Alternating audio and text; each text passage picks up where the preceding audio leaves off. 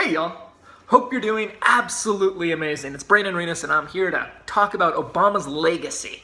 What he has done as a president, who he is, whether he accomplished all of his goals, or I guess no president's ever going to accomplish all of his goals, but what he has done for our country, what he has worked so hard on. Now when we go back to Obama's legacy, we have to go back to what did he campaign on? What did he say? And we all remember the signs, hope and change. He's going to change our economy. He's hope. He's new. He's something different. So Obama, one of the things he really campaigned on was Obamacare. He was going to help everybody with getting better medical care. And through this whole process, you were going to be able to keep your doctor. Rates were going to be able to go low. This is something he really campaigned on. We've had this really corrupt government with George W. Bush, and so he campaigned on transparency and how we'll be able to see what the government's doing, and there's not going to be this shadiness from our government. He campaigned on a lower national debt. George W. Bush just destroyed our national debt. He made it blow up into something monstrous, and so Obama campaigned on lowering the national debt. We have GMO labels. He was going to say, hey, we're going to have GMO labeling. If you don't like this disgustingness that they put in your food, if you don't like the hormones and all of that stuff that they put in the food, we are going to allow you to be able to see the labeling on those companies or on the fruit or on the food that you're eating. He talked about closing Guantanamo Bay, so that way we're not torturing people and detaining people indefinitely. He promised not to avoid using presidential signings to avoid Congress, kind of like executive orders. Oh, we're going to avoid Congress and we're going to put in an executive order. He supported freedom of speech, and that's what he campaigned on. You're going to be able to have freedom of speech no matter what your beliefs. He promised not to spy on Americans. No more spying on Americans like George W. Bush. And he promoted fixing the economy, because George W. Bush destroyed our economy. I don't care whether you like Obama or not, you have to admit that Obama walked into office with George W. Bush's destroyed economy. He had 2 wars going on, and this is what Obama inherited. Now we can look at the success that Obama had. He succeeded in getting Obamacare passed. So he promised that in his campaign, and he succeeded in getting it through. He also was considered the first pop culture president. He was on Snapchat, on Facebook, on Twitter. And give him credit where credit's due. He absolutely was the first person to really address these pop culture things and to actually come across as a personable president. He was a phenomenal speaker. I mean, when I compare Obama to Donald Trump or Hillary Clinton, it's not even comparable. Donald Trump is a stumbling buffoon, and whether you like Obama or not, whether you think he's real or not, he sincerely comes across as real. He does a great job coming across and communicating like he understands your plight. He understands the middle class. He understands the poor. Whether he does or not, that's arguable, but he does a great job in coming across as a normal human being. Obama was the first person to pass gay marriage. He's the only president to pass it. So now, gay people and lesbians, they now have the same rights when they get married as a straight couple. This is a phenomenal thing. This is about equality, treating every single person equal. And that is a beautiful thing. He's the first black president. This is awesome. For all the people that were out there, America's so racist. It was a huge movement to actually help us realize, hey, America is not as racist as some people say. Absolutely, there's scumbags out there. But Obama proved that Republicans and Democrats voted for him. He was able to get independents to vote for him, and he won devastatingly. He dominated. So give Obama credit where it is due. He's the first black president. Thank you, Mr. Obama, for breaking that ceiling, the glass ceiling, as Hillary Clinton would call it. And we have to look at the positives with the negatives. And we're not here to just bash on Obama or just point out all the positives, because that is propaganda. That is not education. That is not reporting accurate information. So my goal on this channel is not to just do that. So we've looked at the positives, all the great things about Obama. Now let's go and actually look at the promises that he made that he was not able to keep or that he didn't keep. Let's look at the things he failed at. We can look at our debt. He promised to lower national debt. He failed. He didn't actually fail. He failed miserably. He increased our national debt more than every president in the history of the United States combined. So think about that. He increased our national debt more than George W. Bush and every 42 other presidents, including George W. Bush, so that'd be 43, more than all of them combined. That's not like missing your goal a little bit by lowering debt. That's missing it so astronomically much that we can't even describe it. Like, guys, I was hoping to have a 400-yard rushing, year or week or day when I was playing football, and I ended up with negative 3,000 yards. I ran the wrong way. I was going to bid this job and I was going to profit $1 million, but I ended up losing $10 billion. I mean, it was drastic. Guantanamo Bay is still open. We are still torturing people. We are still detaining people without due process. Indefinite detaining people. So you get sent to Guantanamo Bay. You have no rights. You have no right to trial. You have no right to present your case. You are there indefinitely. And Obama has failed miserably on this. Obama bragged about transparency and how you're going to be able to see your government. We're not going to be corrupt. Well, we can look at whistleblowers like Edward Snowden, Julian Assange, and how they're talking about drone striking them. Or with Edward Snowden, he's running for his life away from our country, when they actually pointed out how corrupt our country was. When they actually show transparency in our government, he attacks them and threatens them. So transparency and Obama didn't really qualify. What about GMO labeling? Remember, we use so much about, we're going to make sure we label GMO labeling. Well, he put the former VP of Monsanto in the leading role of the Food and Drug Administration. That's not helping us with GMOs. That's the complete opposite of it. He's allowing us, he's hiding the GMOs.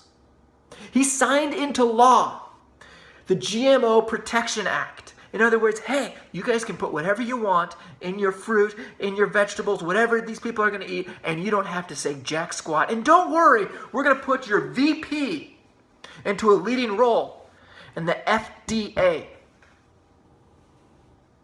Yeah, I'd say he missed in that department also. I'd say he struck out. Remember peace? Obama was going to be a president of peace. Well, in Afghanistan alone, he has dropped more bombs in 4 years than George W. Bush did in 8 years. It gets worse. Obama dropped more bombs than George W. Bush on more countries than George W. Bush. 7 that we know of. Oh, don't worry, guys. Syria is now a disaster. The Middle East is a disaster. Libya is a disaster. Oh, remember Hillary Clinton? We came, we saw, he died. Obama made George W. Bush look like the peace candidate. And that's saying something, guys, because I think George W. Bush should be in prison. This is his legacy. Death and destruction all over the Middle East. He promised to avoid presidential signings, avoiding Congress and the Senate. Well, he failed in that department either. Also, we can look at all of his executive orders. We can look at Libya, where we went to war without any Congress approval, without any approval from the Senate. And we're just killing people there, disturbing the whole entire area, killing thousands, destroying millions of lives, creating more terrorists as ISIS expands exponentially.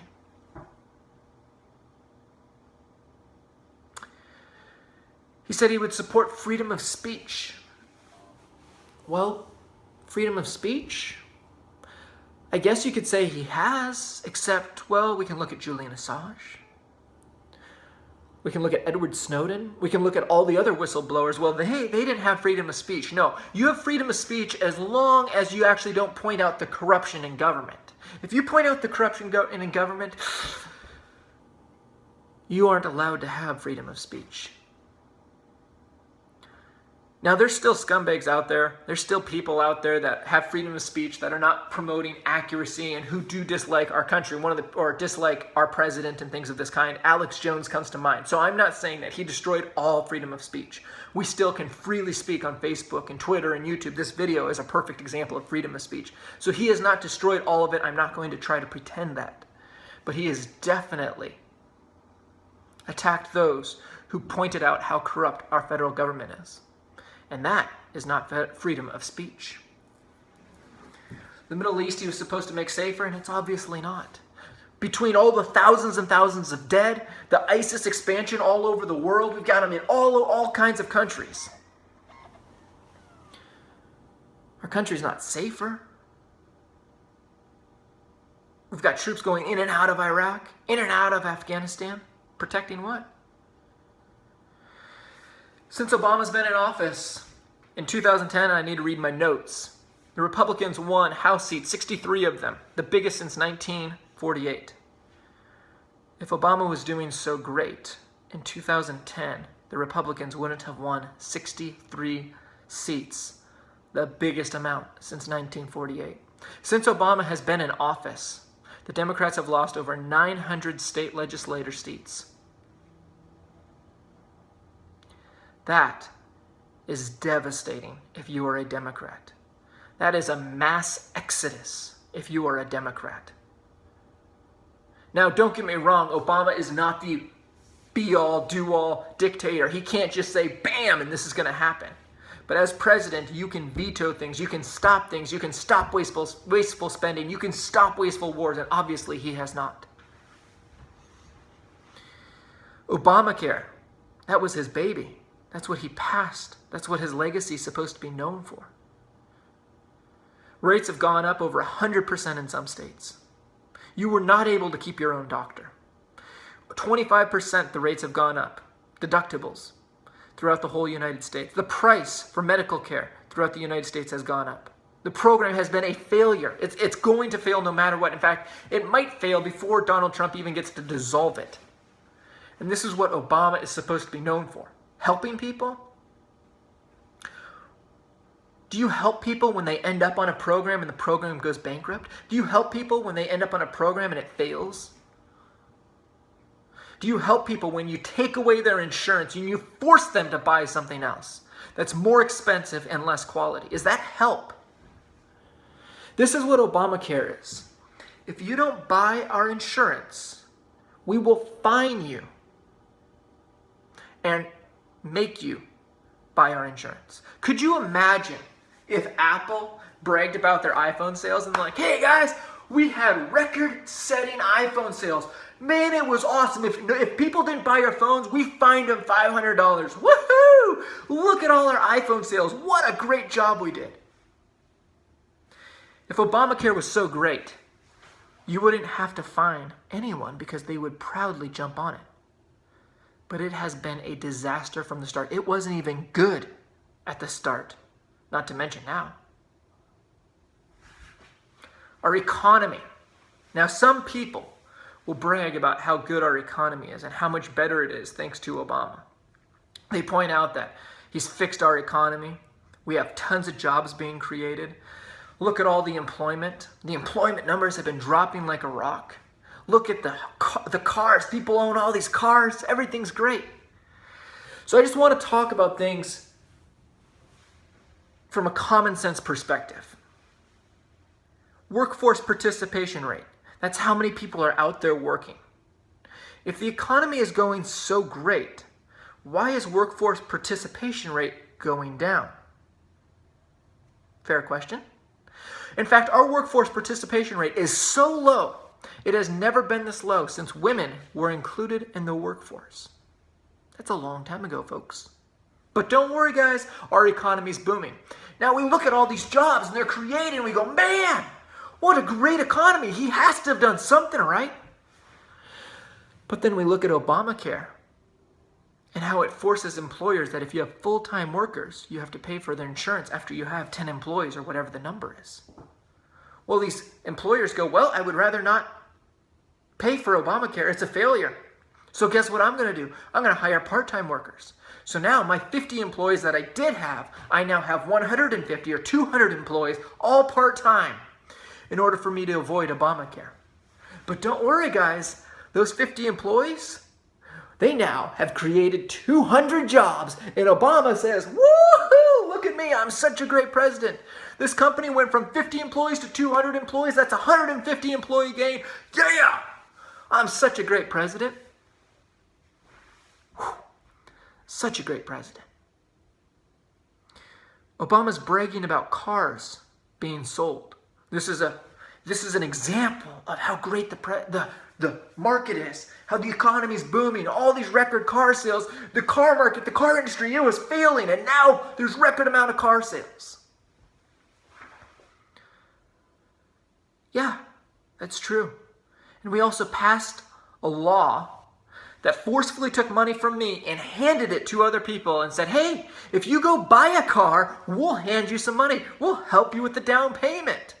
This kind of reminds me of Fannie Mae and Freddie Mac with the housing crash. Yeah. So they did the same thing with Obamacare. It was so bad, the market was so bad, that they had to forcefully take taxpayer money and give it to other people in order for them to go and buy a car. And then when these people were given money that was forcefully taken from others, they then brag about how these people went and bought cars.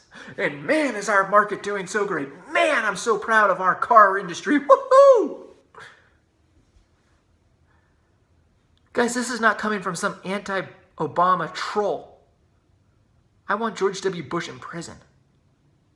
This is coming from just honest perspective, where we need to look at things critically instead of this, oh, Obama's great because he has a D in front of his name, because he's black. Or George Bush is great because he's a Republican. Woohoo! These wars are awesome. Okay, yeah, George Bush supported him, so it's okay to go to war and kill a bunch of people. You know, I'd say the best way to describe Obama is George W. Bush on steroids. What is Obama's legacy? He is George W. Bush on steroids. I got a quick little notes here. Both were owned by Wall Street, the big banks, the top 1%, military-industrial complex. Oh, maybe that's why we were in all these wars. Maybe that's why we were dropping all these bombs. Got to keep our donors happy. Both were warmongers. Both destroyed the economic system. Both created massive bubbles. Both of them destroyed the poor and the middle class while lining the pockets of the wealthy. Cool. Both supported bailouts, interest rates. George W. Bush created the bubble with the housing bubble. Oh, hey, we'll use Fannie Mae and Freddie Mac. Doesn't matter what you banks do. Doesn't matter if these guys fail on the loans. We guarantee them. Ha-ha! Doesn't sound anything like cash for clunkers. Don't worry, Obama will do that. No different. No. Practically identical. Both presidents walked into recessions. Both presidents lowered interest rates. Don't worry, that's easy money for the rich. That'll prop up the economy. And when the poor buy their houses, when they buy their cars that they can't afford, when it crashes, don't worry, the rich, they'll do just fine. We'll bail them out. But as for the poor, you're screwed. And that's what both of them have done, and both of them have supported. Both spied on the American people. Both attacked whistleblowers. Both of them supported the Patriot Act, which is an unconstitutional, disgusting piece of legislation. George W. Bush supported it. Hey, we're going to spy on people. We're going to tap their phones. Obama says, hey, that's pretty bad, but you know what I'm going to do? I'm going to expand it. Now we can take you out of your house anytime we want and detain you without any reason. And you will never get your day in trial unless we decide you deserve it. Don't worry though, Obama, when he signed it into law, he said he would never use it. But don't worry, guys. If you really are looking forward to the next president, Donald Trump, a lot of the people who are super worried that he's going to be some dictator, some fascist, don't worry, he has all that power now. And Obama signed it into law. Thank you, Bush. Thank you, Obama. You guys are practically twins. Both increased our national debt exponentially. George W. Bush nearly increased our national debt more than every president in the history of the United States combined.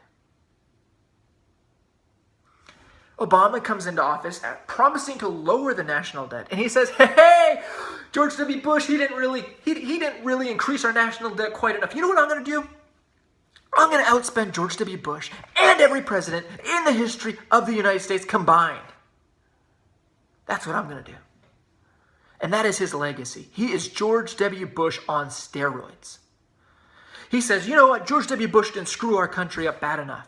I am going to do it exponentially. I'm going to make it so much worse. And while I'm doing it, I'm going to line the pockets of the rich. I'm going to line the pockets of the big banks. I'm going to line the pockets of the military-industrial complex. I'm going to go bomb thousands and millions of people. Oh, you know, they're just a bunch of brown people, a bunch of Muslims. Who cares about them? Around the world. Don't worry, ISIS is going to expand exponentially. I wonder why they hate us. You know, they really didn't like us while George W. Bush was in office. You know what I'm going to do? I'm going to be George W. Bush on steroids, and then I wonder if they're going to like us more. No, they don't. Weird. And that is what Obama's legacy is. Until we get over this party politics of recognizing the flaws in one candidate and not recognizing the flaws in another, or looking through party lenses of a Republican or a Democrat, we are going to keep repeating this sanity, and we're not going to learn. It is up to us to start waking up, to start listening to news sources like myself or other people who are credible. I don't care whether they're on the right or the left. But why is it that the news, the major news networks, are not talking about these things that they all have in common? These are facts. This isn't stuff I'm making up. Because that wouldn't really fit their agenda now, would it? It wouldn't help them line their pockets. Guys, if you hate me, if you hate this video, give me a thumbs down. But even more importantly, tell me why. Tell me where I'm screwing up. Tell me what I'm messing up. Tell me where I'm inaccurate. Tell me if I missed any facts. If you guys love this video, please give me a thumbs up. Leave a comment if you want. Share it. Spread the word. The goal for this channel is to actually get like-minded people who are critical thinkers to join our side. And our side does not have a party. I'm not here to promote Republican ideas or Democrat ideas or libertarian ideas or socialist ideas. My channel's goal is to promote truth. I don't care what your skin color is, what your height, that's it. All I care about is truth. When I screw up, I want to admit it. I want to be able to say, hey, guys, I messed up here. I want you guys to hold me accountable. I absolutely have zero issues with people giving my video a thumbs down. My biggest pet peeve is when they do it and they don't tell me why. It's like, come on, man. You don't like me? Okay, cool. Tell me why. What did I screw up on? I want critical thinking, guys. I want people to disagree. I do not want this channel to be more propaganda that we just ram down people's throats. And it's just a bunch of people on the right that we all cuddle together and get on the video channel. And we're all happy and we're living in a bubble. I do not want that. Whether it's the right or the left or anything else. The goal is to have the bubble of critical thinkers who disagree with each other and battle with ideas. That's how we fix things. That's how we fix problems. That's how we unite people. While they're playing divide, let's play unite. Thank you so much, you guys. I absolutely, truly love all the views and the comments and the descriptions and the subscriptions. You guys have been absolutely awesome. I'm nearly at 1,000 subscriptions and I just barely started this channel, guys. I do not deserve this. I will keep working my tail off. We're going to keep going. It does not matter whether it's 1,000 subscriptions, 1 subscription, or 1 million. I am going to keep going and promoting truth, promoting reason, and working our tails off to unite us and bring us together. That's all, guys. Have a wonderful evening. Thank you so much. Peace out.